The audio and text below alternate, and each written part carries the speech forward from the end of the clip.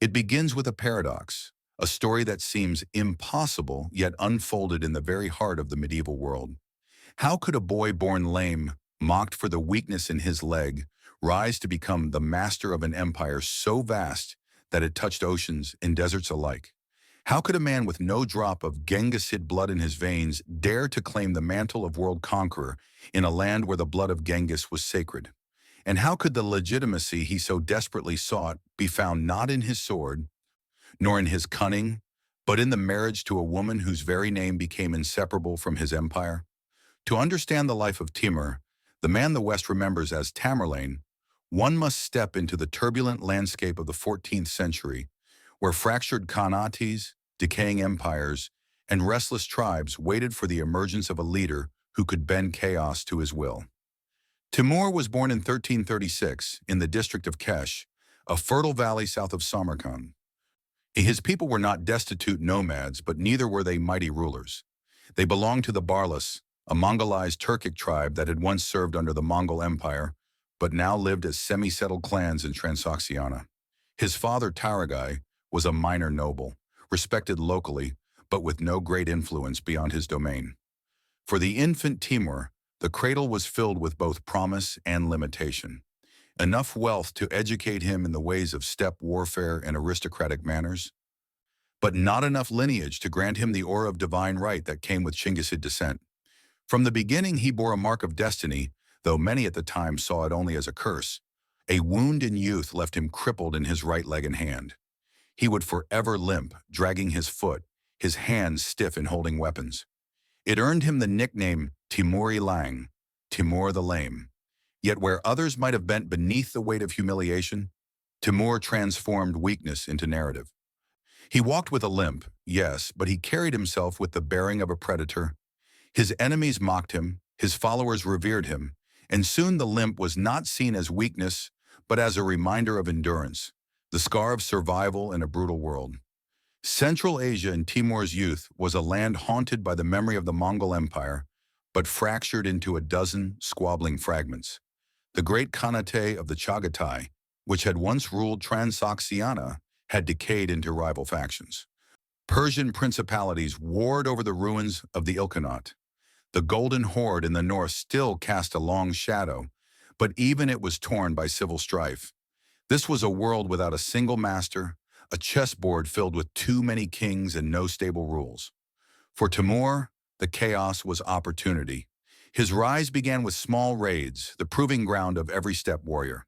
He learned quickly the Mongol art of feigned retreat, the careful dance of cavalry encirclement, the patience to let an enemy exhaust itself before delivering the decisive blow. His charisma attracted followers.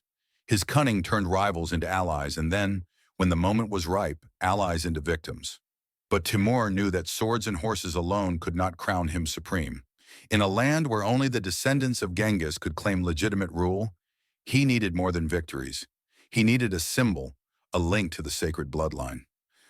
And in that link came in the form of a woman, Saray Mulk Khanum. She was no ordinary bride.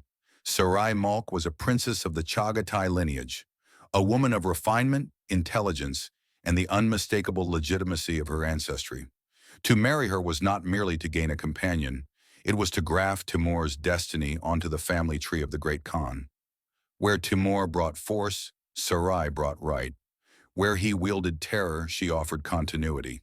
Their union was more than personal. It was the alchemy of empire. Before this union, Timur had already begun carving his name in battle. He aligned himself with powerful figures, notably the Khan Tughluq Timur of Mogolistan, and later seized the opportunity when Mughal influence waned. He was a master of calculated loyalty, bowing when necessary, striking when advantageous. Step by step, through blood and intrigue, he emerged not merely as another tribal chief, but as a man whose ambitions stretched beyond the horizon.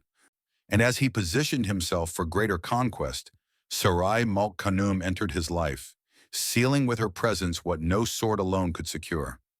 Samarkand became the center of their story. Once a thriving Silk Road city, it had fallen on hard times by the mid-14th century. Timur envisioned it as the jewel of his empire, the axis of his world.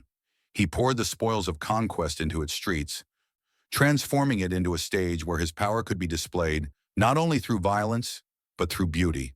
Palaces rose, gardens bloomed, minarets pierced the sky, and at the heart of it all was Saray Mulk Khanum, the empress whose name would forever be bound to one of the city's most magnificent monuments. The Bibi Khanum Mosque, commissioned in her honor, was no ordinary place of worship. It was an assertion, carved in marble and tile, that Timur's reign was sanctified, not only by his own deeds but by the legitimacy of his queen. Yet behind the splendor was always the shadow of blood. Timur's empire expanded through campaigns that drenched entire regions in terror. Persia fell beneath his armies, its cities ravaged, its rulers humiliated. Those who resisted found themselves at the mercy of his cruelty. The chronicles speak of pyramids of skulls rising outside city walls, grotesque monuments warning others of the cost of defiance. It was a policy of fear, as deliberate as it was effective. And through it all, Saray Mulk Khanum's position endured, her status unchallenged, her name invoked as part of the very legitimacy that allowed Timur to claim sovereignty in a land still haunted by the specter of Genghis Khan. The paradox grew sharper with each victory.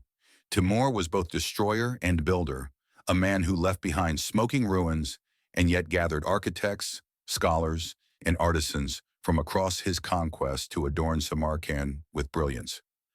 He razed cities, then used their craftsmen to create monuments.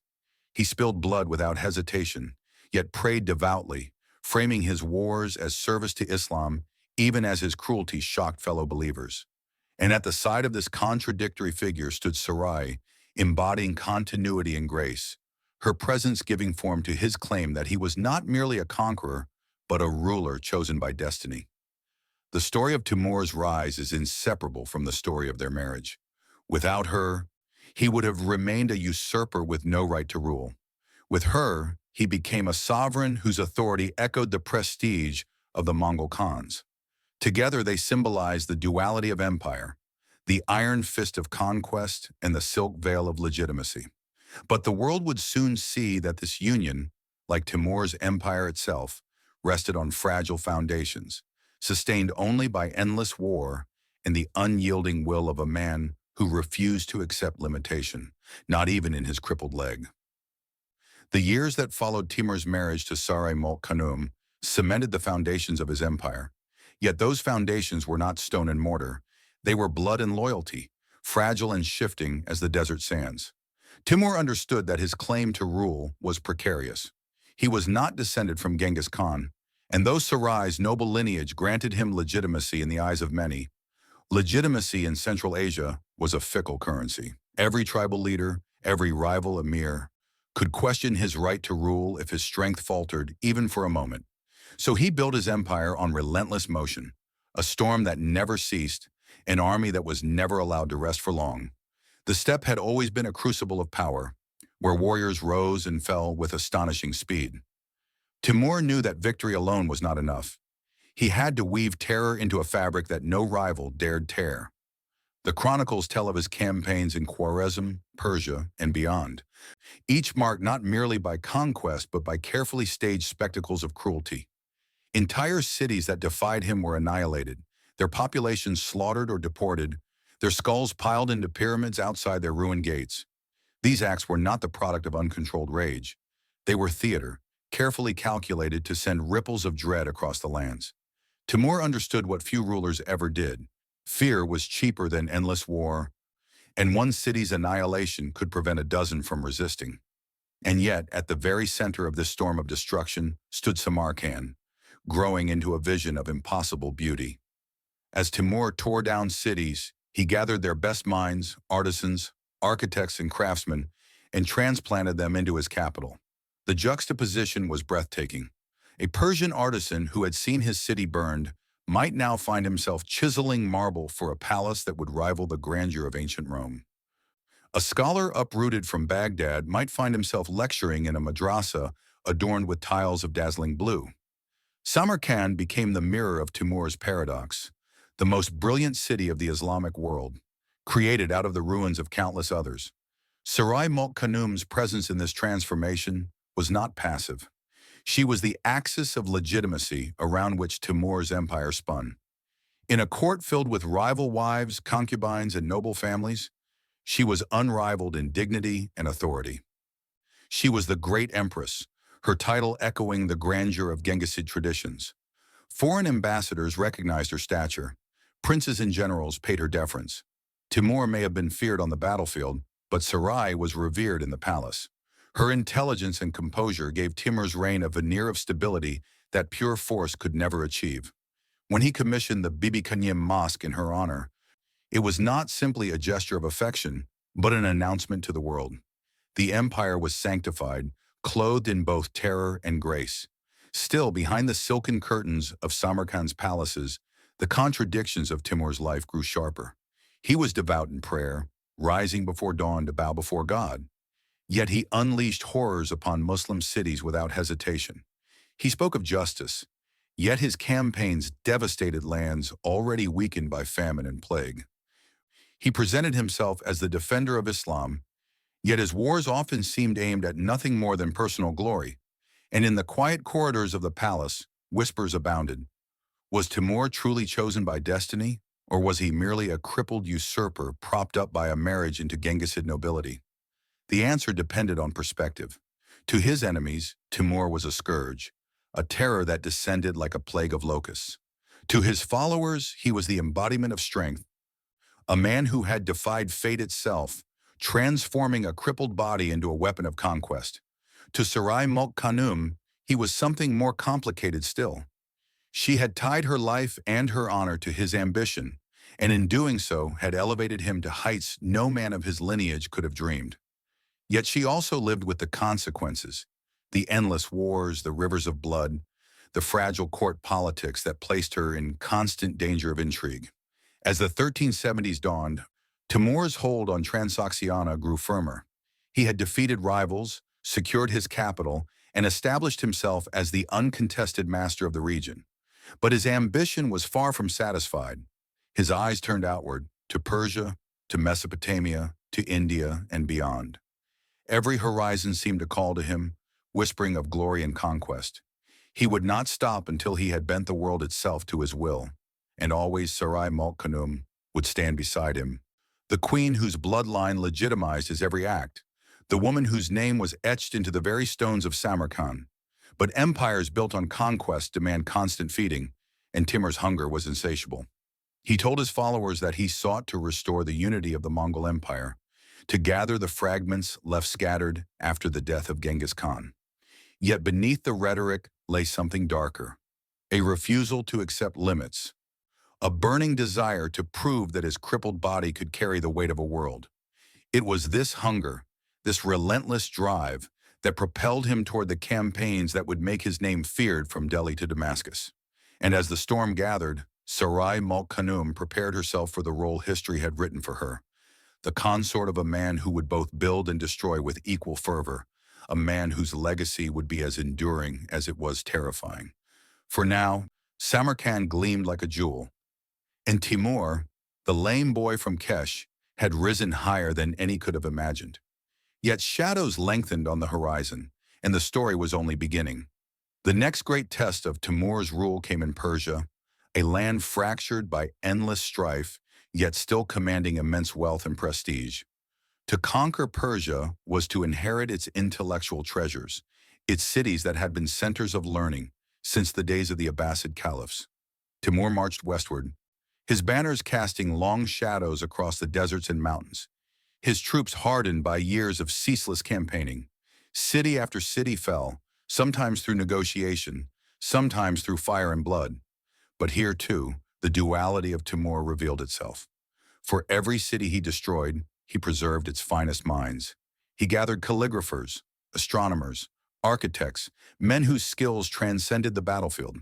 They were uprooted, carried back to Samarkand, and set to work on his vision of a capital unlike any other. It was a paradox that bewildered outsiders. How could the same man who ordered entire populations, slaughtered then commission mosques and gardens of breathtaking beauty? The answer lay in Timur's belief that empire was not merely about territory, it was about immortality. He would carve his name into history not only through conquest, but through monuments that would outlast the bones of his victims. Saray Mulk Khanum walked the courtyards of these new palaces, her presence as regal as the marble and tile that surrounded her. She was no mere consort. She was the living symbol of Timur's right to rule, the empress whose bloodline linked him to the sacred lineage of Genghis Khan. In moments of ceremony, she sat in majesty, veiled yet radiant, the axis around which the court revolved. Ambassadors who traveled thousands of miles to Samarkand spoke of her with reverence, noting that her words carried the weight of law and that even Timur himself deferred to her in matters of dynastic legitimacy. And yet the court was no sanctuary from intrigue. Timur's other wives, his concubines, and the ambitious mothers of his many children all vied for influence. Sarai had to balance her role as empress with the precarious art of survival. A misplaced word, a perceived slight, could ignite a factional struggle with deadly consequences. Still, her wisdom and restraint set her apart. She understood that her greatest weapon was not force, but dignity, the unshakable aura of a woman who embodied the past glory of the Mongol Empire and the present might of Timur's reign. The Bibi Khanum Mosque, commissioned in her honor, stood as both a triumph and a warning. Its vast dome rose above Samarkand like a second sky, its walls adorned with colors that seemed to shift with the light of dawn and dusk. Yet behind its grandeur lay the toil of countless artisans, many of whom had been brought to Samarkand against their will. Some whispered that the mosque's very stones carried the groans of the oppressed. When cracks began to appear in its massive structure not long after completion, it seemed almost a metaphor for Timur's empire, magnificent yet fragile, built on foundations of both glory and suffering. Beyond Samarkand, Timur's campaigns expanded with terrifying speed. He struck at the Golden Horde in the north, breaking the power of Mongol Khans who once dominated the steppes. He marched into Mesopotamia, laying claim to Baghdad itself, where rivers of blood testified to his wrath. He turned eastward, toward India, drawn by the wealth of the Delhi Sultanate. The campaign was brutal, culminating in the sack of Delhi in 1398, where the slaughter was so vast that the city fell silent, its streets choked with corpses. And yet, amidst this chaos, Timur remained a man of deep religious conviction. He fasted during Ramadan, prayed with sincerity, and saw himself as a champion of Islam. His massacres, in his mind, were not betrayals of his faith, but instruments of divine justice against those who defied him. This contradiction haunted observers. How could a man so pious commit acts of such merciless destruction? To Timur, there was no contradiction at all. In his worldview, God had chosen him as the sword of destiny, and every conquest was sanctified by that belief. Saray Mulk Khanum, watching from the center of the empire, must have felt the weight of this paradox more than anyone. She lived in palaces filled with splendor, yet she knew that every jewel, every marble column, every golden dome was paid for in blood. She was revered as a queen, yet she bore the silent burden of being the legitimizing force behind a reign that was both glorious and terrifying. Perhaps she wondered, in the solitude of her chambers, whether history would remember her as the noble empress who brought dignity to Timur's throne, or as the woman whose lineage made possible a storm of suffering that stretched from the Black Sea to the Indian Ocean. Timur's later years only deepened this paradox. Though his body grew frailer, his ambition did not. He dreamed of conquering China, of following in the footsteps of Genghis Khan himself. In the winter of 1405, he set out on this final campaign, his army vast, his vision undimmed. But fate intervened. At Otrar, as the icy winds howled across the steppe, Timur fell ill. The man who had brought empires to their knees, who had bent history itself to his will, could not conquer the weakness of flesh. He died on February 18, 1405, before his army could even cross into China. News of his death spread like wildfire. Some wept, others rejoiced, but all recognized that an era had ended. His body was brought back to Samarkand, to be laid in the Guri Amir Mausoleum, a structure that would later inspire the architecture of Mughal India. And Saray Mulk Khanum, the woman whose marriage had transformed Timur from a tribal warlord into an emperor, lived on to see the aftermath. She died in 1408, 3 years after Timur, her life a testament to both the splendor and the sorrow of his reign. Together, they embodied the paradox of empire. He, the conqueror whose brilliance was matched only by his brutality. She, the queen whose lineage sanctified his rule, yet could not temper his violence. Their story is not a simple tale of love or power, but a tapestry woven from threads of glory, faith, fear, and blood. It is a story that defies easy judgment, for it reflects the contradictions at the heart of human ambition itself. Even now, centuries later, the ruins of Samarkand whisper their names.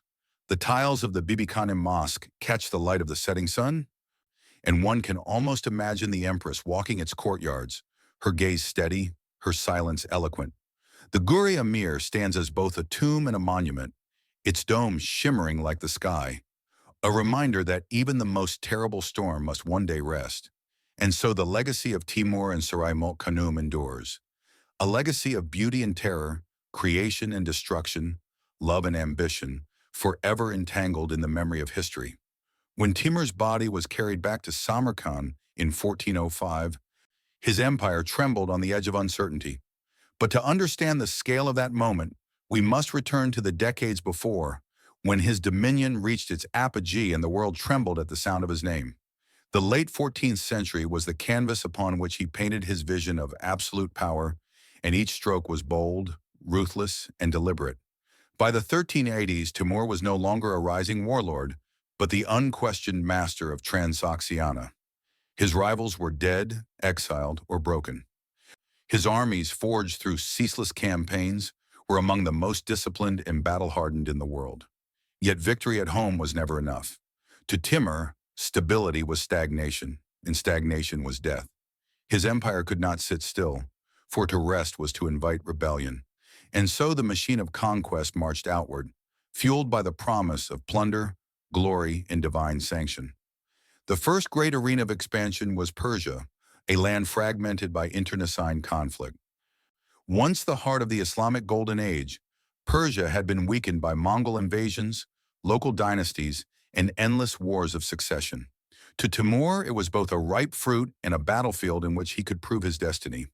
His armies swept across the region, crushing the Muzaffarid dynasty and reducing once great cities to ashes. In Isfahan, a revolt against his occupation was met with a retribution so brutal that even his loyal chroniclers recorded it with unease. Tens of thousands were massacred, their skulls stacked into pyramids that loomed as ghastly monuments to his wrath. And yet, amidst this destruction, Samarkand gleamed brighter than ever.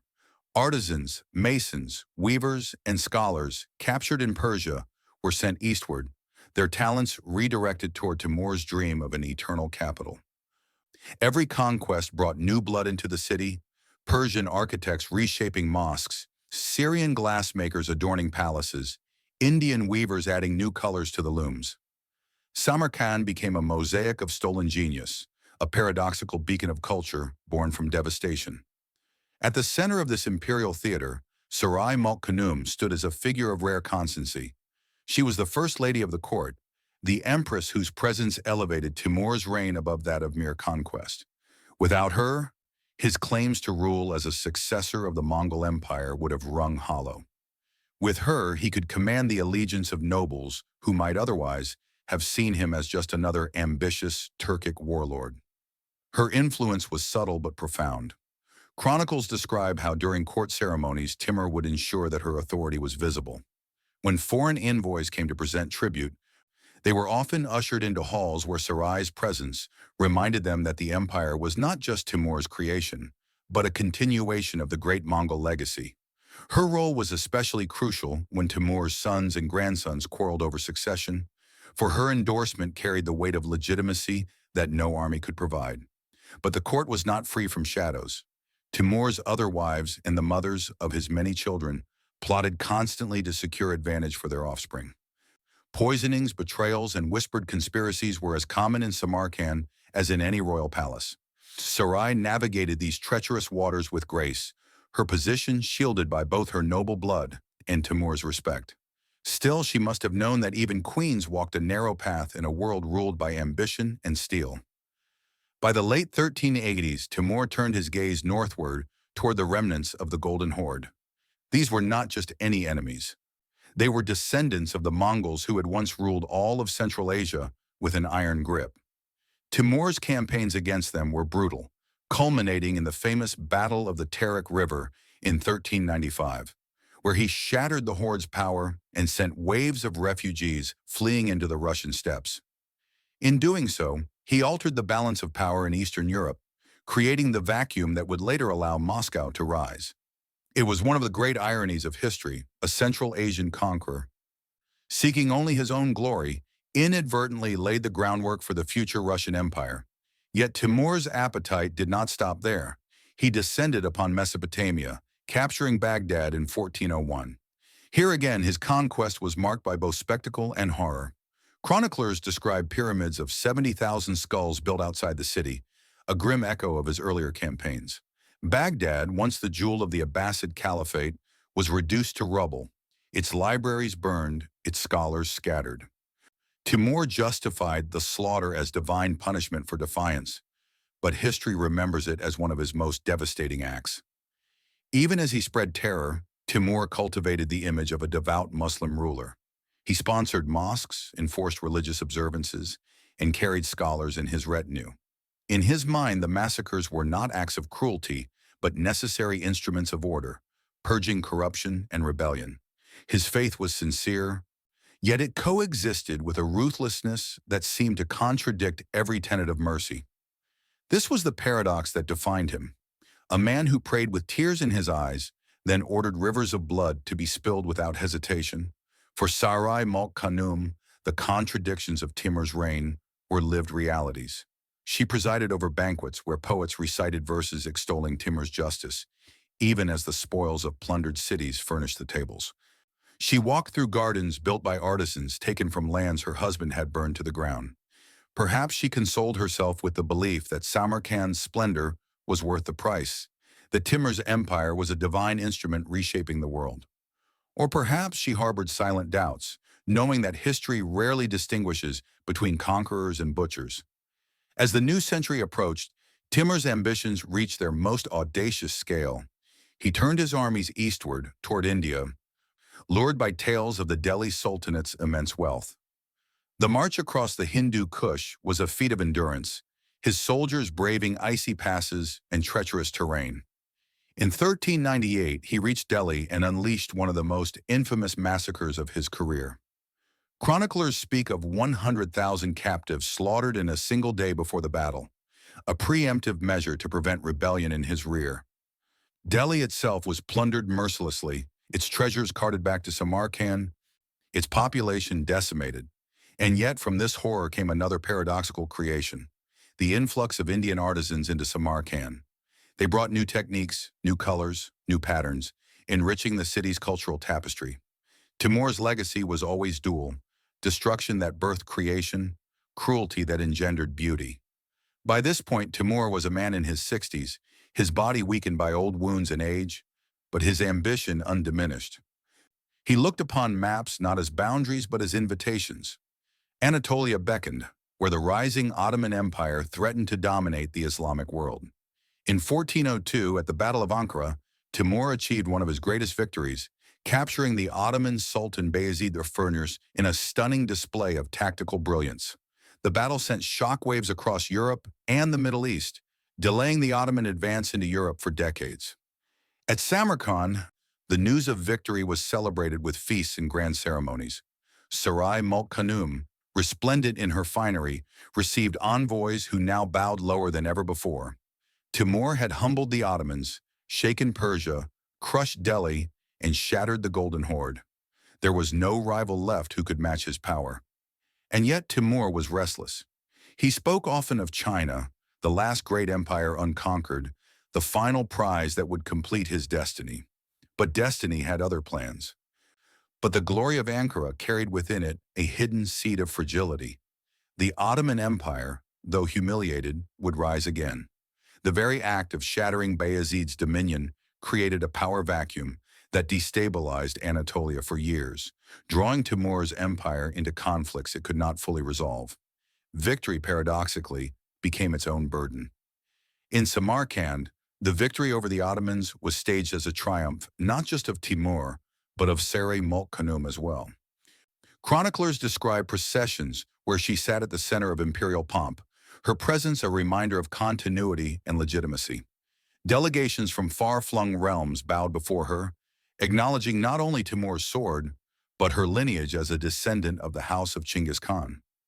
Her seal affixed beside Timur's on official decrees spoke volumes. This was not merely the reign of a conqueror, but the restoration of imperial destiny. Yet the court was restless. Timur's many sons, Jahangir, Umar Sheikh, Miran Shah, Shah Rukh, each harbored ambitions. Some were reckless, others cautious, but none possessed the same balance of ruthlessness and vision as their father. Timur alternated between grooming them for succession and chastising them for failures, sometimes blinding or executing those who disappointed him. It was a cycle of expectation and fear, and Sarai often acted as mediator, softening her husband's fury and preserving what little unity she could. Still, the empire was a vast beast, difficult to manage even for Timur. Regions as far as Syria and Azerbaijan required constant attention, and rebellions smoldered at the edges. Saray Mulk Khanum's role grew heavier. She became both consort and regent, managing petitions, hearing disputes, and ensuring that the empire did not unravel in Timur's absence. She understood better than anyone that an empire won by the sword could not survive on blood alone. It needed legitimacy, ritual, and order. But Timur himself did not slow down. Even in his 70s, he dreamed of a final conquest, China. To him, the Ming dynasty represented unfinished business, the last unconquered frontier of the Mongol dream. His mind returned constantly to the days of Genghis Khan, whose descendants had once ruled all of Asia. If Timur could seize China, his empire would eclipse even that of the Mongols. It was an ambition at once grandiose and delusional, a testament to his refusal to see limits in age, body, or time. Preparations began in 1404. Samarkand was alive with movement, supplies gathered, horses trained, armies assembled. Blacksmiths hammered day and night, forging weapons for a campaign that would march thousands of miles eastward. Envoys were dispatched to secure alliances, and astrologers consulted the stars for omens of destiny. The city, already vibrant with artisans from every corner of the known world, hummed with anticipation. Saray Mulk Khanum, however, must have felt unease. She had seen Timur's body fail him, his limp worsening, his strength fading with each campaign. Yet his eyes still burned with fire, and his voice carried the same conviction that had moved armies for decades. She stood beside him in ceremonies, smiling at foreign envoys, but in private, perhaps she wondered whether this final march would break the man as much as the world he sought to conquer. In the winter of 1404, Timur set out from Samarkand toward China. The campaign was colossal. Tens of thousands of soldiers, countless animals, mountains of supplies. But the journey began under cruel conditions. Snow blanketed the steppes, winds howled across the plains, and the cold gnawed at man and beast alike. Timur himself, already frail, struggled against the relentless march of age and weather. His generals urged caution, his physicians whispered warnings, but Timur pressed forward. He was, after all, a man who had never let weakness define him. It was at Otrar, in the early months of 1405, that fate finally struck. The conqueror who had laid waste to empires and built a capital of unparalleled beauty fell ill. He was feverish, his body racked by chills. Even then, he demanded reports from his generals, planning routes into China as though sheer willpower might banish death itself. But no ambition, however fiery, can burn forever. On February 18, 1405, Timur died, far from the conquest he had dreamed of. His body claimed not by battle but by time.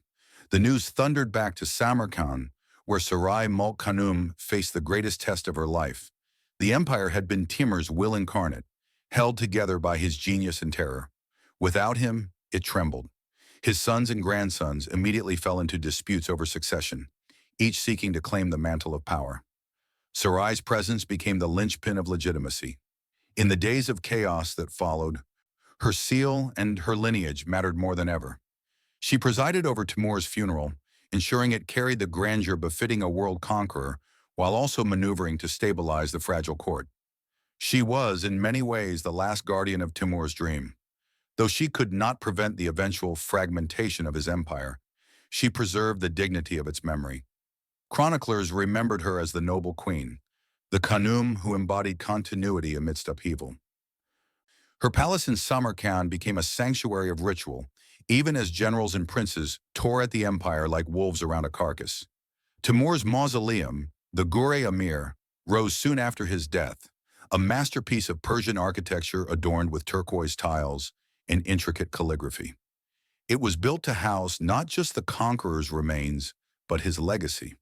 Saray Mulk Khanum ensured that the tomb was sanctified, its ceremonies conducted with solemn grandeur. And yet, within its walls lay the ultimate irony.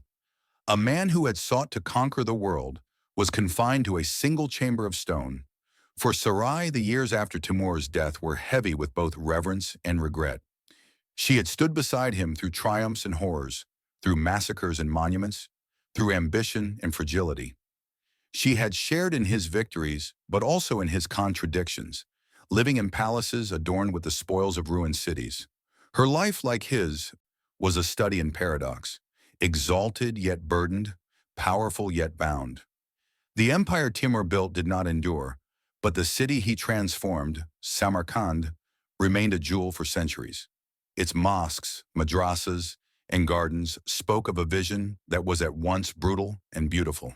And within that vision, Saray Mulk Khanum's presence lingered like a shadow, a reminder that behind every conqueror stood figures whose influence shaped the tide of history in quieter, more enduring ways. In the end, history judged Timur as both a destroyer and a creator, a man whose name inspired both awe and terror. But Saray's legacy was more subtle, woven into the fabric of legitimacy, ceremony, and continuity. She had been the empress who gave Timur's conquests a mantle of grandeur, the queen who steadied his empire when his sons faltered, the witness to both his darkest massacres and his brightest triumphs. And so the story closes with a contradiction as haunting as it is profound. The conqueror who dreamed of ruling the world died before reaching his final frontier, while the queen who never wielded a sword ensured that his memory, for better or worse, would endure. In the silence of the Gure Amir, beneath the turquoise dome where Timur's remains lie, the echo of Saray Mulk Khanum's influence lingers still, an invisible hand upon the empire of memory. The death of Timur was like the cracking of ice beneath a frozen river. For decades, his presence had held together disparate lands and fractious peoples through the sheer force of will and terror. When he was gone, the surface appeared still for a brief moment, but beneath fractures spread quickly, unstoppable and lethal. His body was brought back to Samarkand, where the funeral rites became a spectacle of both grief and theater. Saray Mulk Khanum, veiled in mourning robes, presided with a composure that masked the chaos simmering beneath. Courtiers wept loudly, generals spoke of undying loyalty, and princes circled like vultures. Timur's tomb, the Gure Amir, became both a shrine and a battlefield of memory. Succession was the immediate crisis. Timur had many sons and grandsons, each with claims bolstered by blood, ambition, or sheer arrogance. Jahangir, once favored, was already dead. Umar Sheikh had also fallen before his father. That left Miran Shah and Shah Rukh, along with a new generation of grandsons like Khalil Sultan. Miran Shah, mentally unstable after a head injury in battle, was unfit to rule, yet his sons pressed claims. Shah Rukh, disciplined and pragmatic, governed from Herat but lacked the full charisma of his father. And Khalil Sultan, a young but reckless grandson, seized Samarkand itself in the days following Timur's death. In these quarrels, Saray Mulk Khanum became more than a widow. She was a living symbol of legitimacy. Her status as great empress gave weight to whichever prince could claim her support. Chroniclers note how her seal was sought after in every decree, how her presence in court ceremonies turned the tide of loyalty among nobles. She understood the fragility of the empire, and for a time played the role of arbiter, balancing factions with words rather than swords. But even her influence could not stop the centrifugal forces of ambition. Khalil Sultan initially claimed power in Samarkand, draping himself in Timur's robes, attempting to mimic the majesty of his grandfather. Yet his rule quickly soured. He favored pleasure over discipline, indulging in the company of a beloved concubine whom he elevated beyond custom. This offended both the nobility and the religious elite, who saw his behavior as unworthy of a sovereign. Saray Mulk Khanum, bound by duty, tolerated him in public but likely despaired in private. She had watched Timur carve empires through blood and fire, only to see his heir squander authority through indulgence. The court descended into intrigue, viziers plotting against generals, religious leaders denouncing the young ruler, rival princes amassing armies. Meanwhile, Shah Rukh, ruling from Herat, bided his time. He was not as flamboyant as Khalil, nor as terrifying as Timur, but he was steady, pious, and patient. His wife, Gohar Shad, a formidable figure in her own right, became his partner in governance, eventually fostering a brilliant cultural renaissance in Herat. But in those years immediately after Timur's death, Shah Rukh's challenge was survival. To advance too quickly meant civil war. To wait too long meant irrelevance. Saray Mulk Khanum found herself in the middle of this storm. Letters survive in which she appealed for unity, invoking the memory of Timur as a standard that should not be dishonored. But Timur's memory was itself a weapon. Each faction claimed to embody it, and in the struggle to define his legacy, they tore apart what he had built. The empire fractured. Anatolia slipped from control as the Ottomans, battered but unbroken, regrouped under Bayezid's sons. Persia became contested ground between rival Timurid princes. In the Caucasus, rebellious tribes declared independence. Even India, where Timur had once unleashed horror upon Delhi, shrugged off Timurid authority. The dream of an empire from the Mediterranean to China dissolved within years. And yet, amidst this dissolution, Saray's influence lingered. She became the guardian of ritual, ensuring that the court in Samarkand did not descend entirely into farce. She oversaw the maintenance of Timur's mausoleum, a place that became both a political stage and a sacred space. Foreign envoys still paid respect to her, recognizing that to ignore the Queen Mother was to court dishonor. But time, inexorable as ever, claimed her too. As the years passed, her presence dimmed, though her memory never did. She had lived through the rise of Timur from a limping warlord in Central Asia to a master of empires, and she had borne witness to the fragility of it all. Her role was not merely ornamental, it was essential. Without her, Timur's legitimacy might have faltered in its early years. Without her, the memory of his rule might have collapsed into mere barbarism. She gave it form, grace, and endurance. Shah Rukh eventually emerged as the dominant heir, consolidating power in Herat. Under his rule and with the guidance of Gauhar Shad, the Timurid dynasty transformed from a house of conquest into a patron of culture. The court at Herat glittered with poets, painters, astronomers, and architects. It was a shift from the sword to the pen, from destruction to creation. And in this transformation, the legacy of Saray Mulk Khanum could be felt. For she had embodied the necessity of ceremony and legitimacy as much as Timur had embodied raw conquest. Yet even in this cultural flowering, the contradictions remained. Timur's empire had been built on violence of unimaginable scale. Hundreds of thousands slaughtered in Isfahan, Baghdad, Delhi. His monuments were erected on the bones of the conquered, and yet his capital remained a beacon of beauty, a crossroads of civilization. Saray Mulk Khanum lived at the intersection of these contradictions, her life a reminder that empire is never one thing but many, brutal and beautiful, fleeting and enduring, tragic and triumphant. Her memory did not vanish with her death. Later chroniclers wrote of her as the empress who gave Timur's reign its soul, who dignified his brutality with the aura of tradition. The Registan in Samarkand, with its grand plazas and madrasas, owed much to the ceremonial framework she had insisted upon. The Gure Amir, housing Timur's remains, became not just a tomb, but a statement of legitimacy, in large part because she had willed it so. Centuries later, even as the Timurid dynasty fractured and gave way to new powers, the Uzbeks in Central Asia, the Safavids in Persia, the Mughals in India, the memory of Saray Mulk Khanum persisted as part of Timur's shadow. The Mughal emperors, descendants of Timur, through his son Shah Rukh, invoked both Timur and the Great Khanum as symbols of continuity, grounding their rule in the prestige of Central Asia, even as they built an empire in South Asia. And so, her influence extended beyond her lifetime, beyond even the empire she had known. She was remembered not for the blood she shed, but for the legitimacy she bestowed. Not for the cities she burned, but for the vision she preserved. In the long echo of history, Timur remains a figure of terror and awe, his campaigns etched into the collective memory of nations. But Saray Mulk Khanum, though less famous, was no less essential.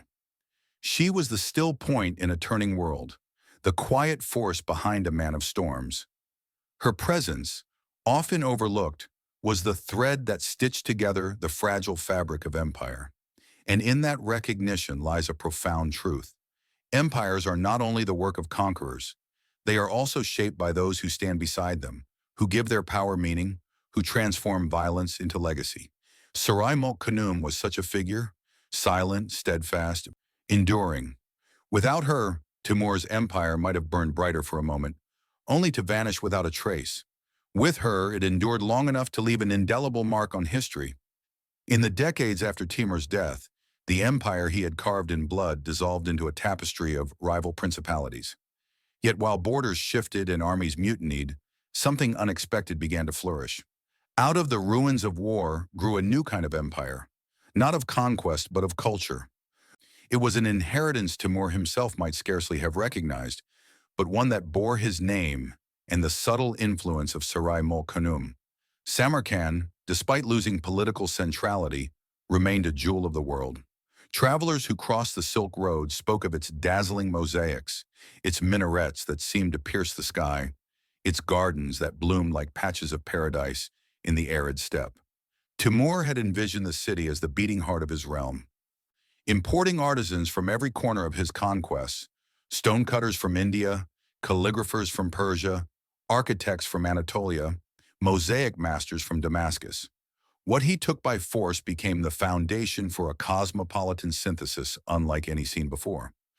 But it was Saray Mulk Khanum who had insisted that these projects not be mere vanity. She understood that monuments outlast battles, that legitimacy required more than fear. Chroniclers describe her influence in the design of madrasas, in the structuring of ceremonial spaces, in the patronage of religious scholars. She was not a builder herself, but she shaped the vision, tempering Timur's raw appetite for grandeur into forms that would endure. Without her, Samarkand might have been only a camp of conquest.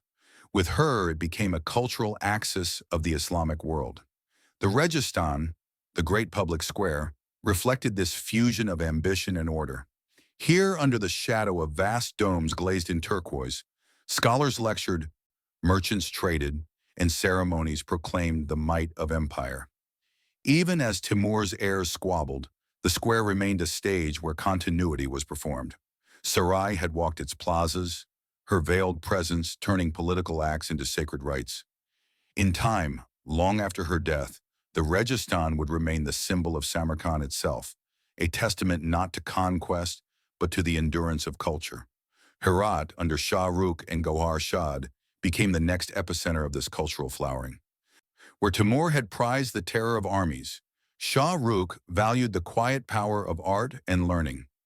His court gathered astronomers who mapped the heavens with precision, mathematicians who refined algebra, poets who gave voice to the soul of Persian culture.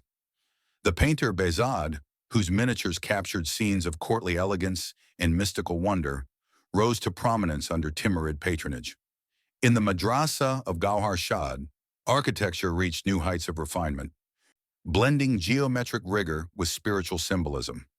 This cultural efflorescence was no accident. It was the continuation of a logic that Saray Mulk Khanum had embodied. The empire was more than its armies. It was a civilization. Her quiet insistence on ceremony, her shaping of space and memory, laid the foundation for a dynasty that survived its political fractures by becoming a fountain of art. Beyond Central Asia, the influence spread further still. In Persia, Timurid splendor mingled with emerging Safavid identity. In India, Timur's bloodline resurfaced with astonishing consequence. Babur, a descendant of Timur through his father's side and of Genghis Khan through his mother's, fled the shifting fortunes of Central Asia and turned southward. In 1526, more than a century after Timur's death, Babur conquered Delhi, founding what would become the Mughal Empire. The Mughals carried Timur's legacy like a banner. Babur invoked the name of his ancestor not only to claim legitimacy, but to inspire awe. Yet he also absorbed the cultural refinements of the Timurid courts, particularly the lessons of Herat and Samarkand. Under his successors Akbar, Jahangir, Shah Jahan, the Mughal Empire fused Persian aesthetics, Indian sensibilities, and Timurid lineage into a synthesis of astonishing beauty. The Taj Mahal, that marble miracle on the banks of the Yamuna, stands as the farthest echo of Timur's ambition and Saray Mulk Khanum's insistence on dignity. It is telling that when the Mughal emperors recited their genealogy, they named not only Timur but also the great Khatuns, the women whose marriages and alliances made power legitimate. Saray Mulk Khanum remained in these memories as more than a consort. She was the archetype of the empress whose presence sanctified empire. The Mughals, like the Timurids before them, understood that conquest alone could not sustain rule. It required narrative, symbolism, continuity, all the domains in which Sarai had excelled. Even Europe, distant yet fascinated, came to know of Timur and, indirectly, of Sarai. Renaissance merchants and envoys carried stories of Samarkand's splendor, of Timur's ruthless campaigns, and of the queen who sat beside him. In the imagination of the West, Timur became Tamerlane, a figure both monstrous and majestic. Playwrights like Christopher Marlowe turned him into a symbol of insatiable ambition, the shepherd who rose to shake the world. Sarai rarely appeared in these tales, yet her shadow lingered, sometimes as the silent queen, sometimes erased, but always implied in the ceremonial grandeur that Europeans describe with awe. The irony is striking. Timur, who prided himself on destruction, is remembered as much for the beauty that bloomed under his dynasty as for the carnage he unleashed. And Saray Mulk Khanum, who never wielded a sword, shaped that memory more profoundly than many generals. She was the conscience of empire, the custodian of legitimacy, the quiet force that ensured the world did not forget. Time, of course, eroded even this legacy. The Timurid dynasty eventually fractured beyond repair. Samarkand fell under Uzbek control, Herat to Persians, Delhi to new conquerors. But the cultural DNA of the Timurids lived on, woven into Persian poetry, Mughal architecture, Ottoman diplomacy, even European myth-making. In the end, history does not preserve empires as they were. It distills them into stories, images, paradoxes. Timur remains the conqueror, the man whose legions left pyramids of skulls in their wake.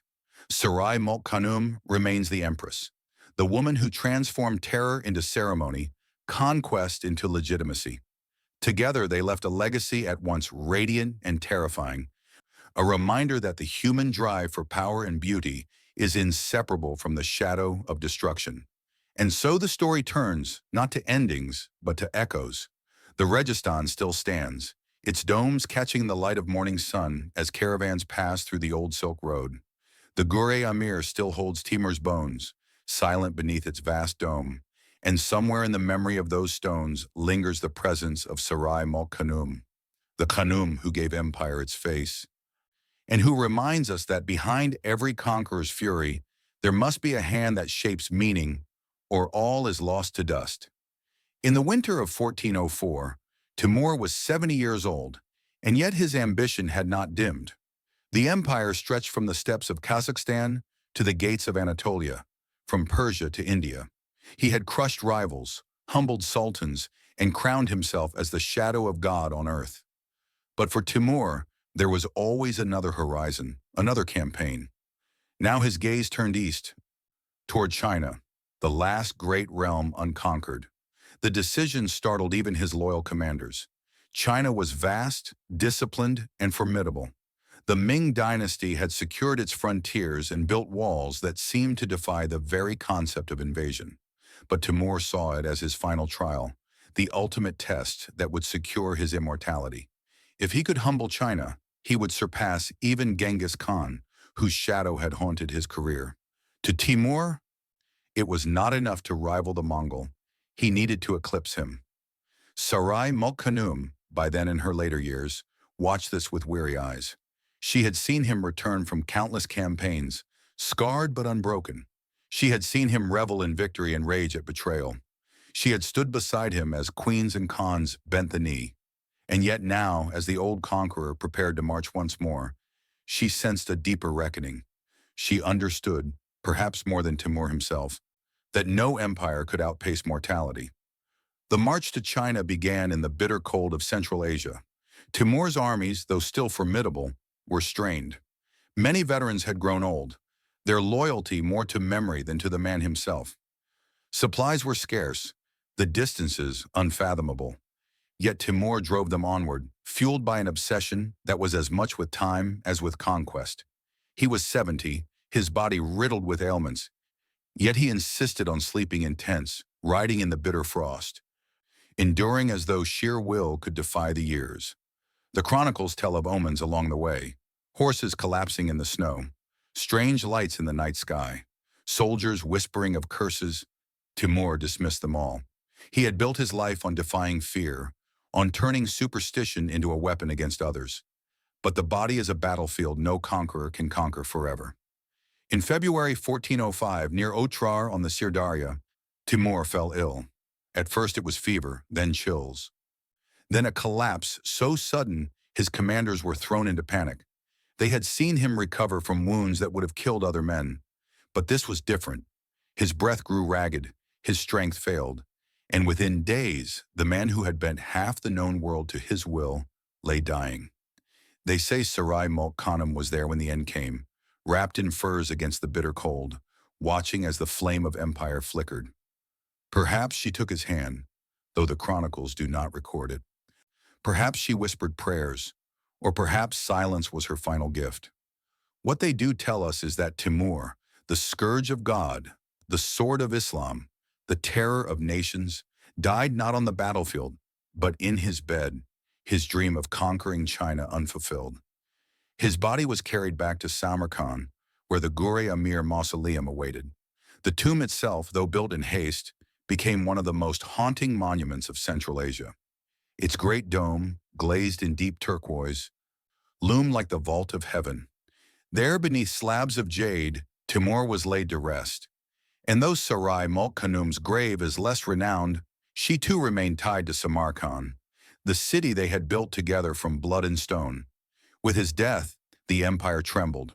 His heirs, Shah Rukh, Ulugh Beg, and others, vied for control, fracturing what Timur had united. Yet in those fractures, something remarkable happened. The swords dulled, the banners fell, but the monuments endured. Samarkand became less the capital of a conqueror and more the shrine of memory. Travelers marveled not at Timur's armies, but at his city's beauty, at the art and learning that blossomed under his dynasty. The terror faded into legend, but the culture persisted. And in the whispers of chroniclers, in the stories told to children, Saray Mulk Khanum's name survived as well. She was remembered not for conquest, but for the legitimacy she lent, the dignity she preserved, the insistence that empire must mean more than destruction. Without her, Timur might have been only another warlord, his memory lost among the dust of nomadic steppes. With her, he became a figure woven into the fabric of history, not only feared, but remembered. Centuries later, when archaeologists opened Timur's tomb in 1941, they found his skeleton bearing the marks of a life of violence, injuries to the legs, the remnants of old wounds. Legends claimed a curse, that disturbing his rest would unleash catastrophe. Days later, Hitler invaded the Soviet Union. Whether coincidence or myth, the story captured the imagination of millions. Timur, even in death, seemed to haunt the world. Yet no curse is recorded for Saray Mulk Khanum's resting place. Her legacy needed no superstition. It endured in stone, in ceremony, in memory. This is the paradox at the heart of their story. Timur carved his name with fire and steel. Yet what endured were the gardens, the madrasas, the plazas where scholars debated and merchants traded. Saray Mulk Khanum wielded no armies, yet her influence ensured that those monuments stood, that the empire became more than terror. One destroyed, the other legitimized. One conquered, the other preserved. Together they embody the eternal tension of human history, the hunger for power and the search for meaning. Stand today in the Registan as the sun rises, and you can still feel their presence. The domes blaze gold, the mosaics shimmer, the courtyards echo with footsteps. It is not the sound of armies, but of memory, of a civilization that outlived the conqueror's sword. Timur lies silent, his ambitions dust. But Saray Mulk Khanum endures in every stone, every arch, every line of poetry that recalls an age when empire was made not only by conquest, but by the quiet hand of a queen.